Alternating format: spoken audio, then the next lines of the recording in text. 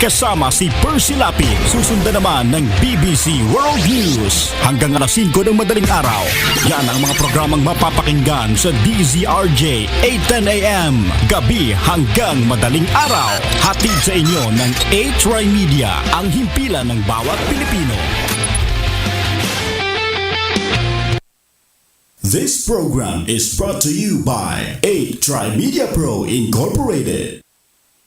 DZRJ, 8 Media, and PTV4 present Insider Exclusive. Untainted, unbiased, the truth. Latest news development straight from the newsmakers. Hi, hello. Ray Langit po ang inyong kasangga. We are back once again, back to where the action is sa ating Insider Exclusive Kapihan. Tayo po yung napapakinggan live sa pamamagitan po ng DZRJ 810 kHz. Tayo po yung napapanood sa pamamagitan po ng PTV4 and Facebook, YouTube Live, at meron tayong streaming worldwide. Convergence, yun. Convergence experience better with Converge. Ayun. Pero mga kaibigan, maya-maya ay introduce natin ang ating media panel na magpaparticipate. Kasama po natin ang ating mga kasama po sa print, broadcast, KBP Metro Manila Chapter, and social media as well. Namatsyado ang ating guest for the day. Mga kaibigan, unahin natin, lady first, ang spokesperson, representative ng Bureau of Immigration sa katauhan po ni Attorney Maria Antoinette Mangrobang. Magandang umaga po and magandang umaga po sa lahat ng ating tagapanood at tagapakinig. Good morning, sir.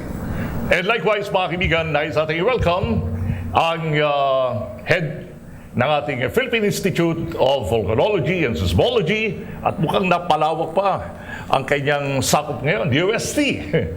And narito po, mga kaibigan, ang eksperto na makapagbibigay sa atin ng maraming information, very informative at kinakailangan talaga itong mga panahon ito ay preparedness. Mga kaibigan, narito po si Yusek Renato Solidum Jr. Yung junior, hindi ko alam na junior pala ho kayo. Magandang araw, Ray, at sa lahat po ng mga nandirito at mga nanonood at taga-subaybay. Thank you. Welcome po. Pero mga kaibigan, simulan natin ang ating talakayan. Nais namin malaman mismo kay Madam Mangrobang ang hinggil po rito sa pinaka-latest na problema natin dito sa airport. Dahil kayo na umaga lang po, meron pong feedback na tinanggap tayo mula ron sa aming reporter na naka-assign dito sa Terminal 1 na mukhang namang problema na naman ng mga officers natin doon. Ano po ba ang latest natin sa count natin ng mga naka-assign po rito sa terminal po natin, ma'am? Yes po, yung ating mga NAIA terminals, lalo na po itong tatlo, no po, talaga pong nagkakaroon kami ng problema pagdating po sa attendance ng aming immigration officer. Hindi naman po lingid sa kaalaman ng public yung naging issue doon pagdating po sa overtime pay ng immigration officers. And malaking bahagi po niyan yung kadahilanan na karamihan po sa aming officers ay hindi sapat ang natatanggap na sweldo, which is just the basic salary, na masustena yung pagpasok nila sa pang-araw-araw. Ito po ay continuous na nagiging struggle ngayon dahil po hindi na po kami pinayagang mabayaran ng overtime pay galing po dun sa Express Lane Fund ng Bureau of Immigration. Hindi naman po kailangan sa ating mga televiewers na last time kami po ay naganyaya rin kay Budget Secretary Ben Jokno. At tinanong namin sa kanya ang hingil po roon sa problema ng BI. Yes, ano po. Anyway, credit to the group. Nakisa lang po namin acknowledge, mga kaibigan, they survived the Holy Week event at saka itong ASEAN Summit. Ano po? Yes, sir. Malaking bahagi po niyan talaga yung aming Port Operations Division na namamahala dun sa mga lahat ng paliparan nationwide. Nagkaroon po sila ng mga contingency plans kung saan na marami po sa aming mga officers na galing sa ibang offices dito sa Metro Manila at karatig na mga bayan ang dinala dito sa NAIA para mag-perform ng immigration function. Lalo na pong credit din sa aming mga immigration officers that despite the financial difficulties that we are all experiencing, nanatili silang tapat dun sa tungkulin nila. Although of course, as I said, na nagkakaroon nga po kami ng problema pagdating sa absences. Yeah, nakita ko rin sa inyong site na may mga vacancies na ina-announce ko Tama yung po yan. 49 vacant. Puro ano po ito? Puro airport officials? Karamihan po, if not more than 80% are immigration officers to be assigned at the airports. And magandang balita pa rin, sir, meron pa pong higit sa 800 na open positions ang Bureau of Immigration. So dun po sa mga interesadong mag-apply ng trabaho sa amin, maaari po silang mag-check dun sa website namin at www.immigration.gov.ph kung saan makikita nila yung qualifications, yung requirements, at hindi po magtatagal, mag-o-open din kami ng online application. Yeah, kung sa mga kaibigan, last time na kausap namin si Secretary Ben, ang binanggit niya, nakapag-create sila sa budget ng 1,000 positions. Almost 1,000, sir. Yeah. Okay, almost 1,000. Pero inuunti-unti ho ninyo, hindi naman lahat open kaagad. Open na po kaagad yung mahigit sa 800. So 800 plus the 49 that was earlier opened. So almost 936 ang open positions namin, which is now open for hiring, and we are accepting application. Yeah, alam po ninyo, inong tanongin namin si Secretary Jokno, kung ano po exactly ang nangyari, kinukorek lang daw po nila yung naging kabalian ng nakalipas na practices doon sa overtime. In fact, nagamit niya yung word na opaque. Very irregular. Ang sabi nila, dapat ay maging legitimate ang way at saka ito maging transparent. And ang isang in-emphasize yung nare-recall ko ron na hindi dapat maging more than 50% ng take-home ng mga empleyado ang kanilang maging overtime pay. Umaabot na po ng 250%.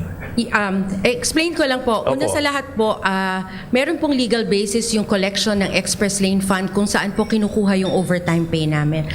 We understand the position of our budget secretary. In fact, totoo po yung sinasabi niya with respect to the rules on the payment of overtime. Pero kung titingnan po natin yung history nung Express Lane fee and yung overtime pay namin, which was created by the late Senator Miriam Defensor Santiago, where the wisdom of the fee was precisely to augment salaries for us to be able to immediately hire additional personnel to augment our plantilla, our complement, at the same time augment the salaries of our employees. So, strictly speaking talaga, sir, hindi siya purely overtime. It is actually an augmentation of the very low salaries. But of course now, with the directive of the President as well as the Secretary of Justice, a long-term solution is underway, which is the enactment of the new Philippine Immigration Act, wherein the salary grades of the employees will be upgraded, and which is ultimately really for us in the institution is a long-term solution to this crisis. Ito po ba ang resulta noong pakipagpulong niyo sa ating Pangulo? I understand few days ago ay meron pong representation ng Bureau of Immigration at inihiling nila na ibalik itong overtime nito. Opo, ang directive po ay i-pursue ng mabilisan po yung enactment ng Philippine Immigration Act. In fact, the Commissioner Morente has requested the Office of the President to certify the bill as urgent given the situation and the needs of the employees to really have an upgraded salary and to finally put an end to yung financial crisis ng personnel ng Bureau of Immigration. Ang isang in a quandary, nung di-discuss ko namin to kay Secretary Jokno, nabanggit ko rin niya ang hinggil po roon sa 4 hours na overtime, okay raw. Workable at saka mukhang manageable. Pero kung mag-overtime daw, parang walang tulugan, medyo napakahirap daw ata niyan. We perform 10.5 hours of work a day. Hindi po siya walang tulugan. We work on shifts, particularly at the airports. Yun po ang length ng aming in excess of the 8 hours, we have 2.5 hours overtime every day. Our officers work on weekends, holidays. Pagbagyo, tulad din po ng ibang ahensya ng gobyerno, hindi rin po sila umuuwi. So, we are not receiving any night differential or any other remuneration for the services that we render except the basic salary, and in the past, yung nga pong overtime pay through the Express Lane Fund. Kung yung nagkakamali, meron pong naka-earmark na something like 245 million. Yes. Kung magre-request lang daw po That ang is- BI dito po sa Budget Secretary. In light of the development, sir, that has already been requested Okay. to pay for the overtime work that had been performed by our officers from January up to March. So that has already been requested, sir. Makibigan, babalikan po natin si Atty. Doon pa sa ilang mga concern related po rito sa operations po ng Bureau of Immigration. Meanwhile, dako naman tayo rito kay Yusek. And alam mo niyo, Yusek, pagka narinig yung sinasabing literally, ang earth daw po is shaking. Sabi ko, wow, ano ba naman ito ang nangyayari sa atin? Kung sa bagay, hindi lang natin na-notice mga kaibigan, yung ibang mga nangyayari din po sa ibang bansa. No? Very unusual, tulad po ng earthquake dito po sa Papua New Guinea. Umabot ng 7.9. At saka yung nangyari po sa Chile, mga kaibigan, halos magkakasunod sila nitong last quarter ng 2016, ano po, noong December, 7.6. Kako, ang lalakas naman ng mga yan. And not to mention, mga kaibigan, 7.2 rito po sa Sarangani Province, Kamakailan. Mga kaibigan, narito po ang expert pagdating po sa puntong iyan, si Yusek Solidon. Yusek, ano po ba? What's really happening to the earth nito mga panahong ito? Wala namang pagbabagong nangyayari sa buong mundo. Ang ating mundo ay basag-basag ang ibabaw at ito'y kumikilos. At yung mga lindol sa Chile at Papua New Guinea sa ating bansa at iba pang bansa ay normal na proseso habang umiikot at gumagalaw ang pinaka-shell o pinaka-balat ng ating mundo. At dahil ito'y kumikilos, nasasabi natin ang ating mundo ay gising o alive o buhay at paminsan-minsan nagdudulot ng lindol, paminsan-minsan pagsabog ng bulkan, paminsan-minsan ay tsunami. So kung wala ito, maraming mawawalang proseso sa ating mundo at baka mag-iiba ang itsura ng ating mundo at mag-iiba yung mararanasan natin. Pero kung magkakasunod-sunod, Yusek, medyo pinangangabahan ng ibang mga observers, ano po? Kung halimbawa, dito sa Asia, sa Southeast Asia, kung magkakaroon ng earthquake sa Indonesia, rito sa may Solomon Island, na malapit-lapit ang po rito sa atin, medyo hindi ba unusual po yung gano'n, simultaneous? Hindi naman po. Lahat po ng mga nabanggit niyong lugar ay parte ng Pacific Ring of Fire. Literally, maraming bulkan, pero kakambal niya ang mga faults o mga trenches. Ito yung malalaking faults sa dagat na kung saan mga magnitude 8 class na earthquake ay madaling maipakawala, no? Walang koneksyon ng bawat isa at lalong-lalo na walang koneksyon sa Pilipinas. Walang pattern nito, ha? Walang pattern. Kahit lumindol sa ibang bansa, hindi naman ibig sabihin susunod na tayo.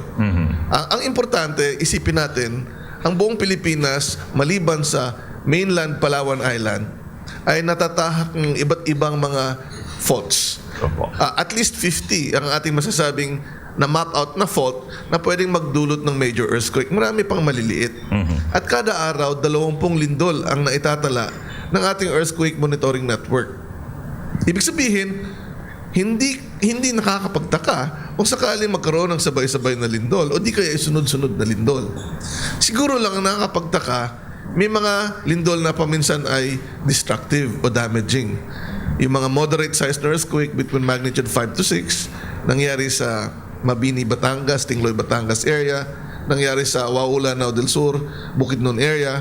February, nagkaroon ng magnitude 6.7 sa Surigao del Norte, and recently, ng Sabado, ng madaling araw, ay doon sa offshore ng Southern Mindanao, magnitude 7.2. No? Siguro doon nagtataka yung mga tao. Of course, pag ikukumpara natin sa ibang mga taon, may mga taon na walang damaging earthquake. So kakaiba ito. Pero kung titingnan natin yung buong history ng Pilipinas pagdating sa pagbabantay sa lindol, marami ng taon na malalaki pa nga ang earthquake. For example, 1990, dito sa Luzon, July 16, magnitude 7.8 earthquake. Pero in the same year, a month before, nandun sa Antique, magnitude 7 mahigit. And early of that year, magnitude 6.8 sa Bohol, no? So, may taon talaga na napaparami ang damaging or destructive earthquake. Marami po ang focus dito po sa Metro Manila, lalo na pagka pinag-usapan mga kaibigan ng West Valley Fault. Nabanggit po ninyo kanina Batangas, hindi ho ba doon sa line mula rito sa Dingalan, Aurora, Nueva Ecija, Bulacan, Rizal, Metro Manila, Cavite, may kasamang Batangas? Wala naman po. Ang West Valley Fault ay isa sa dalawang fault na nagko-comprise ng Valley Fault System. Kumbaga, kung mapapansin natin ngayon, at kung kayo ay marunong ng geography o topography from Quezon City to Antipolo, biglang babagsak pag bumaba kang Marikina. That's the valley. Noong unang panahon, bundok yan. Bundok lang yan, pantay, walang valley. Pero ang puwersa ng kalupaan ay hinila. Hinila ang parte na to, kaya bumuka yung gitna. At yung pagbuka niya ay na-facilitate ng pagkaroon ng dalawang fault magkabila along the valley. So ito yung west and east. Pero nagbago ang puwersa, patulak na ngayon, at ang mas aktibong parte at mas mahaba ay yung West Valley Fault. Nagsisimula lang ito sa Doña Remedios Trinidad sa Bulacan, at ang dulo nito ay sa Calamba, Laguna. So hindi yan konektado sa Dingalan, Aurora o sa Gabaldon, Nueva Ecija, o hindi rin yan konektado sa Batangas. So may haba lang yan. At yung lindol sa Batangas, masyadong maliit para maitulak yung bloke ng bato dito sa Kamaynilaan, at hindi konektado, kaya kahit anong mangyari doon sa Batangas ay hindi magti-trigger ng pagkilos ng West Valley Fault. Nonetheless, ang sinasabi natin, pwede naman kumilos yan. Independent of what is happening around. Doon sa in-explain po ninyo, Yusek, hindi kasama riyan ang beyond Laguna and Canlubang. Well, parte yun doon. Kasi ang Calamba ang pinakadulo eh. Nandito yung sa may golf course. Opo. Yun yung dulo. At maraming tinatahak na lugar. Pero para mas madaling makita ng ating mga kabayan, hindi lang sa Metro Manila, kundi sa buong Pilipinas, kung gaano kalayo ang kanilang property o bahay o area of interest sa isang aktibong fault, ay nag-release po kami last year pa. Nasa web, pero ngayon ay nasa Android phone, the Fivox Fault Finder. Pwede mong hanapin ang inyong lugar at i-double tap yung screen ng inyong cellphone o computer, sasabihin kung gaano kakalayo o kalapit. Para meron na silang internalization or visualization ng posibleng threat sa kanilang individual o pamilya. Medyo track back lang to po tayo ng konti, Yusek. Yung pagkaka-identify po natin ng fault line, mga anong year po natin? Itong West Valley Fault? Opo. 1990s. Kaya nagkaroon ng kontrobersya yan nung unang paglabas. Kasi akala ng iba, hindi napag-aralan. Kasi matagal nang identified yung tawag niyan dati Marikina Fault. Pero even nung estudyante ko sa UP, alam namin fault yan. Pero during that time, hindi pa uso ang pag-evaluate kung ang fault ay aktibo o hindi. Hindi yung tinuturo sa kolehiyo. So nung nagsimula ang Fivox na pag-aralan ito in the 90s, nakita na namin na marami palang aktibong fault na yun yung posibleng pagmumulan ng mga lindol na makakasira ng ating mga kabayan. Parang bulkan lang yan. That early ba gagamitan po ito ng satellite tsaka GPS? Gumagamit po kami ng iba't ibang images, satellite hanggang aerial photo. Ang pinakamaganda pa rin ay aerial photo. Pero yung GPS po, 90s, ginagamit na namin. Okay. Para malaman aling mga aktibong fault ang kumikilos na at baka bumigay. So, marami po kaming ginagamit na teknolohiya para mapag-aralan kung isang fault ay aktibo. Kasama dyan yung pagsusukat ng mga lindol na lalong-lalo na yung maliliit na paglindol na hindi nararamdaman ng tao. Mga kaibigan, marami pa hong mga interesting na mga concern at saka issues related pa rin po sa aming pinag-uusapan. At maya-maya mga kaibigan, introduce namin sa inyo isa pa naming guest for the day right after lamang po ng ilang paalala. Stay tuned. Insider Exclusive will be right back. Welcome back to Insider Exclusive. Welcome back mga kaibigan, back to where the action is sa ating Insider Exclusive Kapihan. Na napapakinggan sa pamamagitan po ng DZRJ 810 kHz at napapanood sa pamamagitan po ng PTV4. Mga kaibigan, ang ating additional na guest nasa aking left ay man of action. Itong maraming mga events na nangyari mga kaibigan sa Pilipinas lately ay nasa likuran po siya palagi. I'm speaking of the ASEAN Summit. Narito mga kaibigan ang representative naman ng Department of Trade and Industry sa katauhan po ni Secretary Ramon Lopez. Magandang araw po sa inyong lahat. Boss, magandang umaga. Rain na lang po. Pagka napag-uusapan po ang description of fast growing economic dito sa ating bansa, dito sa bahagi dito na Southeast Asia, na nakakakiliti, ano po, ha? And kapag ka ginagamit nila yung the rising tiger, yung mga kanyang description, excited po tayo. Siguro po, bigyan lang natin ng konting report ang ating mga mamamayan, sapagkat alam ko pong namuno po kayo rito sa ministerial meeting ng ASEAN at naupuan po nyo. Bigyan lang po natin ng konting overview ang ating mga taga-subaybay kung ano po ang very substantial at significant na po pwede pong pakinabangan.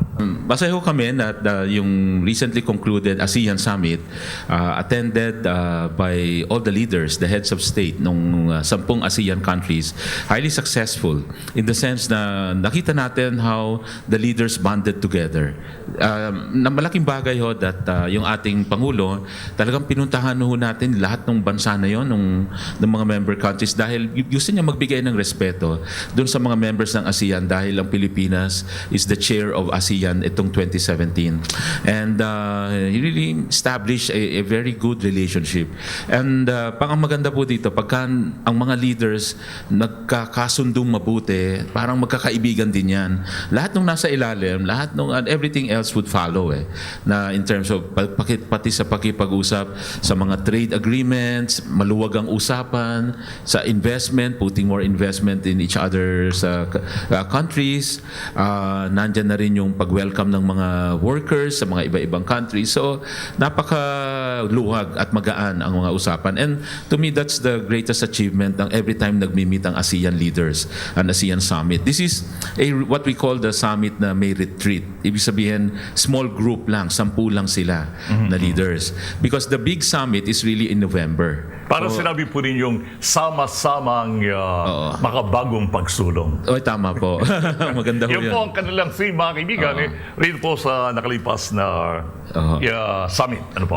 So sa November, yung summit na malaki ay 10 ASEAN, pati mga dialogue partners. Kaya sinasabing imbitahin din ng mga US, si President Trump, Canada, EU, Russia, at iba pang dialogue partners, Hong Kong and others. So ang mga substantive po na napag-usapan dito, una-una ay siyempre ang pagkakaroon at pagpapalakas pa ng integration. Yung mga trading within ASEAN, pagandahin pa, mas mabilis ang daloy ng goods and services. 24% ngayon ang what we call intra-ASEAN trade. Of course, it came from a lower figure before, pero gusto pa natin pataasin yon. Sa paano mapapalakas naman yung ikot na yan? Ibig sabihin, we are trying to make yung trading more liberal. In other words, mas mababa ang taripa, mas maluwag ang pag-ikot ang paggalaw ng goods, mas malaring balikatin sa mga import restriction, pinapababa po yan. Ang mga agreements po sa mga economic cooperation. At dahil ito ngayon ang ASEAN natin, tinatawag, ang tema po ay inclusive and innovation-led for shared prosperity, ang pinaka-objective. So, ang isa hong binigyan ng diin ay yung tinutulak din ng ating Pangulo, President Duterte, na palakasin yung micro-SME. yung mga entrepreneurs. Kasi in the end, palakasin natin sila para sila rin makapag-export din sa ASEAN. Hindi lamang malalaking kumpanya, kundi yung mga maliliit din. Nakaka-adapt po ba sila sa e-commerce natin? Opo, yan po isang maganda hong dyan na gamitin ng e-commerce, ang technology para yung kanilang productivity, ang kanilang ganda ng produkto, mapaganda pa. No? Kasi sa e-commerce, hindi lamang yung pagbenta pati yung pagkuha ng mga ideas sa pag-design, packaging, ano ang mga trends ngayon na produkto, anong value added, yung process ba, imbis na, let's say, mango, it could be dried mango, imbis na ordinary kasoy, may mga iba-ibang flavor na makabago, no? At marami pang iba na tinatawag natin, mas magandang packaging, mas innovative products. I understand meron tayong mga bago ngayong for export. Yun, napasama po rito sa trade agreement, Secretary? Bali, ang nangyayari po ngayon ay nag-uusap-usap yung 10 country, yung ASEAN, meron na tayong ASEAN Economic Community. Meron na tayong agreement among ourselves. And that, siguro kung tayo 105 million Filipinos, yun yung market natin. Kung Pilipinas lang yung bebentahan natin dito ng mga entrepreneurs dito. Ngayon, with ASEAN, imagine, open na kayo sa 620 million na merkado, na market, na pwede mong dalhin yung produkto doon. Mas mababa ang tariff. Sino ang makikinabang? Ibig sabihin nun, yung mga negosyante dito, pati it will create more jobs. Mas maraming ma-employ kasi mag-expand sila. Ngayon, itong 10 countries na to, mayroon ng ASEAN Integrated Economy, ini-expand ngayon sa 6 pang bansa. Japan, China, Korea, India, Australia, New Zealand. Na pag total mo ang merkado, ang market nito, 3.5 billion na. Okay. From 620 million ASEAN, ganun pa kalaki, 3.5 billion. Kalahati na ng mundo, population ng mundo. 1/3 na ng ekonomiya ng mundo. So, ibig sabihin, ang ating produkto, kung tutusin, ganun kalaki yung market. We are just encouraged to make competitive products para we can maximize yung pagpa-export ng ating produkto in such a bigger market. Na kung wala itong foreign na free trade agreement na to, mas mahirap mag-export kasi matataas yung tariff nila. May barrier. Okay. Ngayon, pinapababa na with this agreement. So these are opportunities po that the ASEAN is bringing to Filipinos. Ordinaryong negosyante, ordinaryong mamamayan na bibigyan ng mas maraming trabaho because of mga expansion ng negosyo, lalo na sa micro-SME. Micro-SME, they account for 99.6% ng number of industrial sa atin, and they account for 70% of employment. So napakahalaga, lumaki sila kasi ito talaga yung backbone ng economy na mas maraming mabibigay na trabaho. Does it necessarily mean, Secretary, na lalaki rin itong ating yaga? Sabagat ngayon, na-notice ko po, mukhang yung BIMP, Brunei, Indonesia, Malaysia, Philippines lamang Opo, kasi the other day, nilaunch po natin yung RORO, yung roll-on, roll-off, yung barko kung saan sumasakay ang mga trucks na and with containers. Opo. At diretso ng dadalhin sa Indonesia, sa Bitung. Ito yung idea ng BIMP, Brunei. Actually, ang maganda hong idea to kasi this BIMP connects actually yung malalapit na lugar. Ibig sabihin yung Davao, Jensan, sa Bitung, no, tapos dun sa Malaysia, sa Sandakan, tapos sa Brunei. So, itong areas na to, these are areas far from capital cities. Yung malayo sa Manila, malayo sa Jakarta. So, ito yung mga areas na hindi masyadong napopromote before. By having a BIMP arrangement, Yes. mabilis pa rin yung inter-country trading without going to the capital city. Ibig sabihin, example, itong relaunch na RORO, yung what used to take 5 weeks, kasi noon, imagine niyo Davao, Jensan, aakyat pa yung barko sa Manila, pupunta pa, ikot sa Palawan, paikot sa Malaysia, Indonesia, bago bumaba dun sa baba ng Indonesia. 5 weeks. Ngayon, 1.5 days. Ang barko na yon. So, pero medyo, Secretary, pardon me, maapekto nata yung formal launching nitong Ito po. roll-off. Dahil po, doon sa 7.2 earthquake na tumama po dito sa bahaging ito ng area, yung pong port mismo na i-report po sa akin na ang sira. Yung port mismo? Actually ho, yung Kudos Port ng Davao na kung saan namin ni-launch, ayos naman po. We were able to launch Sarangani Province. 2 days. Yeah. Doon sa may Glan, Sarangani, doon merong problema yung port. Oo, nasira po Pero yung yung sa port. Davao, hindi naman. Sa Davao, hindi. Sa Davao, hindi. Pero ang nanotice ko, Secretary, pagka pinag-usapan natin ng Burma, kasi accessibility yung pinag-usapan natin dito, mabilisan eh. Nasa harapan pa po niya yung Vietnam, nasa likuran pa yung Burma. Medyo, Myanmar. Medyo umikot pa ho tayo. Hindi natin na-entice ang Vietnam para mag-participate sa atin. Dito sa BIMP, hindi po kasama ang Vietnam at Oo. Myanmar kasi nasa medyo taas sila. Pero ang nag-uusap po dito sa BIMP would be this part sa baba ng Pilipinas. sa baba, yun ang ng rason Pilipinas. doon. So aside from umikli na, 1.5 days na lang, yung cost dati na $2,200 per container truck, ngayon ay $700 na lang. So bumaba ang cost, bumilis ang biyahe. So ibig sabihin nito, mas ma-encourage na yung even micro SME na mag-export na at mas mura nang mag-trading ngayon Opo. dyan sa baba. So again, it will create more economic activities sa dito sa area na to ng BIMP. Madalas na i-describe mga kaibigan ng ating mga economic expert ang hingil puro sa description nilang robust economy and itong sinasabi nating napakagandang climate for investment at saka yung sinasabi nilang strong economic fundamentals. Ano po? Kailan natin mararamdaman ang lahat ng ito, Secretary? Ay, boss, nararamdaman na ho natin dahil Nararamdaman na. yung Okay. investment nga ho na pumasok nung last year, 41% growth, $7.9 billion, no, galing sa $5.8 billion yata in the previous year. Tapos itong January to April, dun lang sa aming area po sa Board of Investments, nationwide, pumasok na yung huling data, 31% growth. Ibig sabihin, yung investment po, pumapasok na dahil nakikita nila yung pagkaganda ng ekonomiya ng Pilipinas. One of the fastest growing in the region, if not the fastest. Kasi we're hitting 6.8% growth. At pagkatapos nakikita nila ang Pilipinas, ang laking market din, 105 million yan na market. Ang babata pa, average age 23 years old. At with lower unemployment rate, ibig sabihin, mas marami nang na-employ. Dati 6.5% ang unemployment rate, ngayon 4.7%. Ibig sabihin, bata, mas maraming employed, lumalaki yung purchasing power and for so many more years kasi bata pa eh. So ilang years to, palaki ng palaki yung consumer power, purchasing power. At ibig sabihin nun, yung mamumuhunan, mag-locate ako dito, palaki ng palaki yung consumer market. That's the reason why even yung mga stock prices ng mga consumer companies, pataas ng pataas kasi lalo na yung mga consumer-oriented, mga nasa malls, retailing, Yes.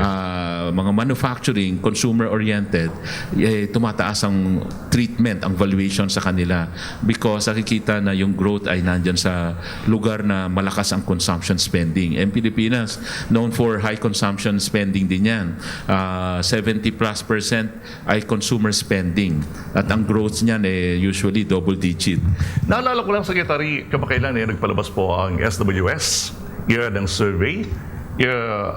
Meron sila binabanggit na tungkol po ron sa nadagdagan na kalahati ang mga Pilipino kinukonsider nilang poor compared dun sa last quarter po ng 2016. Itong survey nila last March lang and yung sinasabi nilang food poor from 7.7 naging 8.1.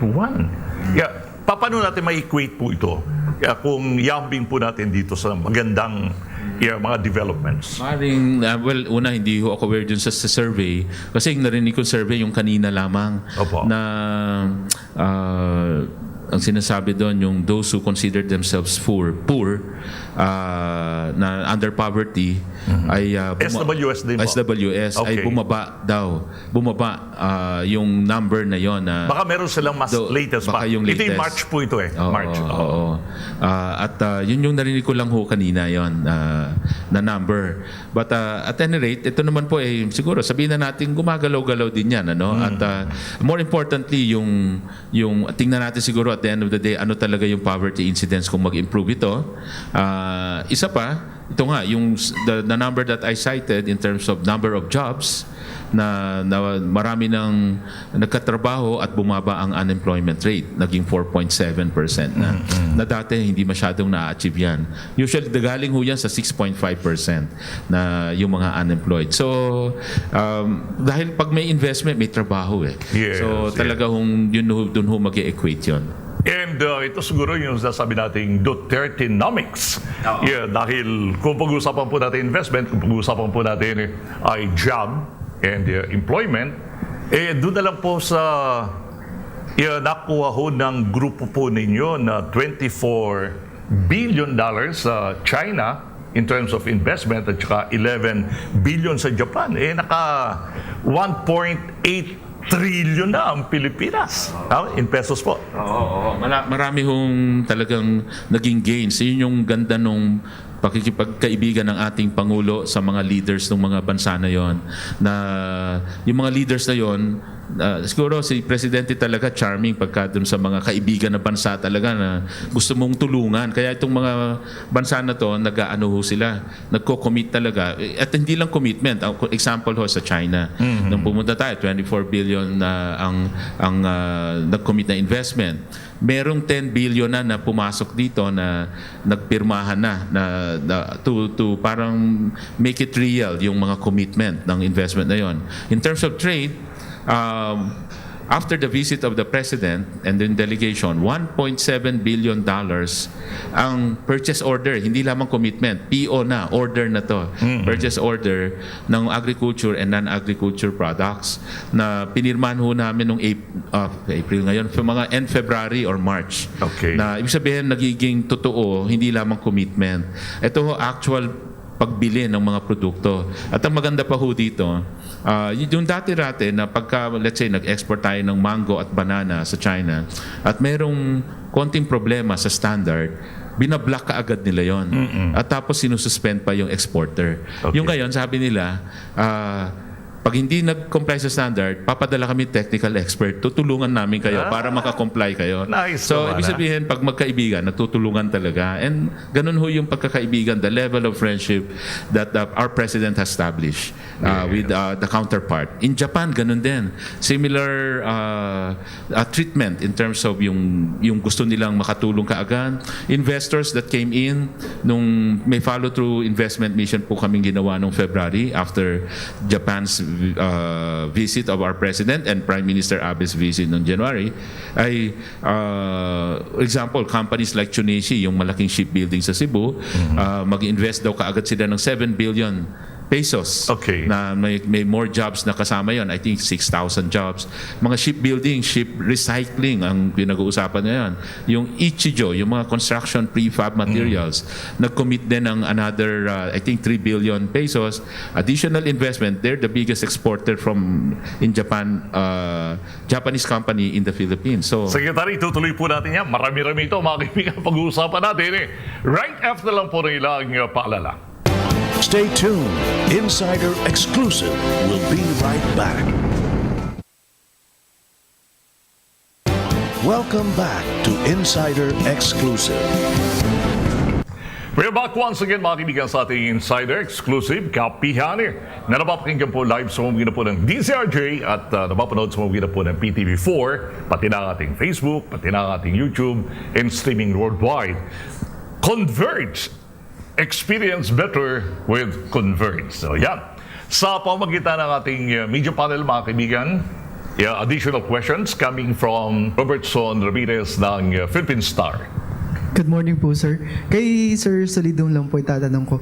With the previous shake drills in Metro Manila and in some parts of the country, masasabi na rin po ba natin na parang handa na yung mga tao for the big one? Marami pang hindi handa. Kasi siguro sa Metro Manila, mataas ang awareness. Pagdating sa mga company, requirement yon. Pagdating sa mga eskwela, requirement. Ang hindi napapansin, yung kahandaan ng mga tao sa kanilang bahay. So sa susunod na Metro-wide shake drill, ang sabi ko po sa MMDA, ito yung napag-agrihan, hanggang barangay ang ating paghahanda. Kasi kung gabi yan nangyari, mas maraming sa bahay. Kung sa araw, maraming sa opisina, sa company. So mas handa sila sa mga company, sa mga eskwelahan, sa opisina, pero pagdating sa bahay, baka hindi. So dapat pataasin pa natin yung awareness and preparedness within the village. At ngayon mga kaibigan, dumako na tayo rito sa ating fishball question. Ito po ay Q&A. Galing po sa ating mga texters, galing po sa public. Kayo po ay kukuha natin isa pero hindi nyo bubuksan. Yusek, para sorpresa. Let me, Secretary, read it for you. Kung ano po ang nilalaman. Hindi po ito yung comfort zone ninyo. This could be question intended sa ibang departamento. Pero kayo ang sasagot po. Ha? For them. In their absence. Okay. Ang isa po, ito. I wouldn't know kung sino po ang concern dito sa ano. Ang sabi dito, kawalan ng concrete barrier sa highway sa nangyari dito sa Karanglan. Nueva Ecija ang sinasabing isa sa mga dahilan ng pagkakahulog ng bus na kinasawi ng 32 mga pasahero nito. Ang tanong, sa inyong mga naikot na pong lalawigan, si Secretary, marami nang binasita ito. Sapat ba sa tingin po ninyo ang signages, warnings, and barriers para maging safe ang ating manlalakbay? Sa akin hong obserbasyon, mas marami na hong signs and mga barriers. Marami na. Kumpara nung bata ako, noon talaga walang consciousness eh. Kailan po ba yun nung bata kayo? Mga 2 years ago. Okay. Mga 5 years, 10 years ago, mako-compare natin. Mas dumami ho talaga yung mga signages. Talagang to warn yung mga passenger at saka motorists. Lalo na sa mga zigzag, ano po? Lalo na zigzag, and it may not be concrete barriers but you can see yung mga iron or steel fences na para talagang preventive din. But problema talaga minsan the driver. Driver talaga, and siguro yung maintenance din ng mga sasakyan nga. No? Yes. At nag-overloading, which was the problem I think in that bus accident. Overloading po, yes. Overloading. So, At nataon po yung barrier na nabangga nung previous accident, hindi na-restore. Hindi na-restore. Doon siya lumusot. ay nako, talaga hong destiny. Yung riprap, mukhang napakahirap dito sa ganitong situation sa zigzag, ano po? Sige po. Thank you po. And tingnan natin kung ano natapat naman kay Yusek Solidum. Ang katanungan po, inamin ng National Housing Authority or NHA na may construction defect ang ilang mga pabahay na kanilang itinayo sa Pandibulacan. Ang tanong, tama lang bang sabihin ng NHA kahit na wala silang bintana, walang toilet bowl, walang lababo, walang linya ng tubig at ilaw, hindi naman daw ito substandard? Answer please. Parang may contradiction. Kasi kung may mga... ang substandard kasi ay patungkol yan sa tinitingnan pagdating sa construction ng mga materials na ginagamit. Posibleng tama yung kanilang ginamit, pero yung mga amenities na kailangan ng mga taong maninirahan doon, baka yun yung kulang. No? Okay. So siguro, parang ano yan mga ibang mga tinitinda din ng mga private subdivision. Parang bare lang. So yung unang struktura sa bahay ko ngayon, pinabago ko na. Pero nung una, siya lang ang talagang binibigay. Alright. Si Atty. Manrobang, please. Tingnan natin kung ano ang naka-assign sa inyo. Para kung nanonood ang ating Pangulong Duterte, alam niya kung saan kayo ma-assign next. Ugnayan ano ito? Noblesa at saka ni Dungo. Mukhang love affair ito. Ha? Ugnayan ni Noblesa at Dungo sumigaw ng gusto. Si Lady Officer ay ranking official ng PNP at ang isa naman ay Abu Sayyaf member. Ang tanong, masama bang magmahal ang isang superintendent? Ang isang PNP Superintendent Maria Cristina Noblesa sa isang driver, lover, bammer na Abu Sayyaf? Pag pinag-usapan po ang love, marami pong mga batas ang hahamakin. No? Pagdating po sa aspetong yan. May pinaghuhugutan po kayo. Hindi ba? Pero pag pinag-uusapan rin po yung katapatan sa tungkulin, yun po ang pinakamahalaga, lalo na po kung ang pinag-uusapan po ang pinakamatinding threat sa ating lahat, which is terrorism. Ako po, I am also in law enforcement at non-negotiable po yung makipagkaibigan, makipag-anib or makipag-engage sa isang subject ng aking investigasyon, subject ng aking kaso. So, kahit po ang puso po natuturuan.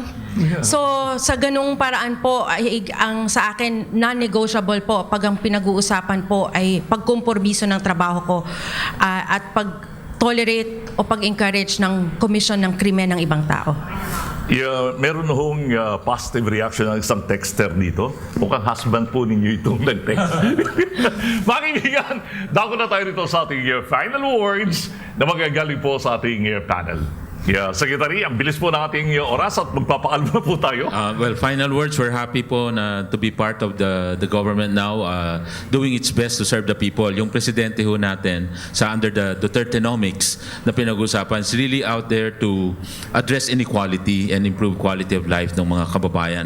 Yung presidente po kasi natin, ayaw niya may naapi, yung oppress, kaya parating tinutuon niyang pansin. Paano ma-improve itong mga na bottom of the pyramid, yung mga nasa grassroots, o mga tiyumbuhay. Kaya ganun na lamang yung gusto niyang pagtulak sa mga micro SME na umangat ang buhay. At ang DTI, encourage ko lang po lahat ng kababayan natin, meron na ho tayong 480 na negosyo centers kung saan pwede silang magpag-guide ng pagnenegosyo, kumuha sila ng information, anong merkado, saan makakautang, paano magrehistro, at may seminars everyday. Gamitin po nila yon para talagang gusto ho natin talaga umangat ang buhay ng bawat Pilipino.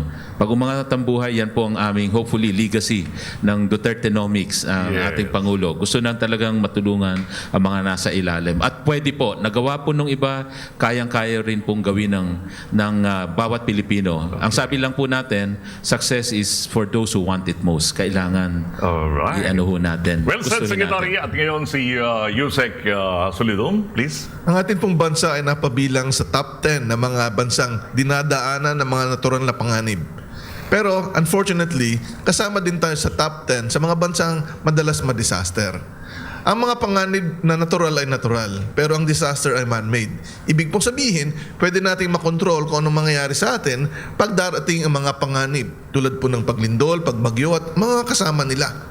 Ang Department of Science and Technology, sa tulong ng ibang mga ahensya, ang gusto ay mawala po tayo sa top disaster-prone country kasi naapektuhan ang ating sariling buhay, ang ating ari-arian, and even our economic development na mga natural na panganib. At sa tulong po ng ating mga mamamayan, mapapabilis ang ating pagkawala doon sa top 10 disaster-prone country. So magtulungan-tulungan po tayo sa siyensya at teknolohiya at base na sa ating mga experience, marami po tayong magagawa. We can anticipate things based on the scenarios that we develop and we can prepare better in advance. At ngayon mga kaibigan, si Atty. Mang Romang. Yes, kami po sa Bureau of Immigration, although marami po kaming pagsubok na dinadaanan, makakaasa po ang ating publiko na patuloy naming pinipilit ibigay ang serbisyo na kanilang inaasahan at the service that they deserve. Doon po sa ating mga kababayan na gusto pong maging bahagi ng Bureau of Immigration, we are recruiting almost 1,000 immigration personnel, a majority of which are immigration officers. So if you want to be part of the solution, please join us and help our government to serve our people better. Dili mga kaibigan, employment na naman yan. Karagdagan lang yan, Secretary, ano po? And yung kalilimat, Converge, experience better with Converge. Sa kalapray po na ating media panel, sa kalapray po na ating mga guests, this has been your host, Ray Langit po. Sa anumang laban, kasangga mo ang langit.